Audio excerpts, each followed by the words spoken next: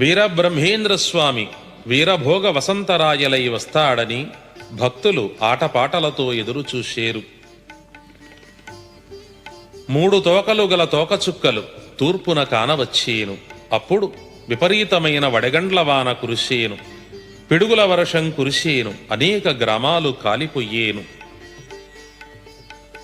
లోకాన నా కీర్తి విస్తారమయ్యేను. 5108 కలియుగం మీదట ఆనందకు ముందుగానే పోకకు పుట్టెడు బియ్యం వచ్చేను. అనగా క్రీస్తు శకం 2008వ సంవత్సరానికి కలియుగం ప్రారంభమై 5108 సంవత్సరాలు పూర్తవుతుంది. ఆ తరువాత వచ్చు ఆనందనామ సంవత్సరం 2034లో వస్తుంది. కనుక కాలజ్ఞానం ప్రకారంగా 1998 నుండి ప్రారంభమవు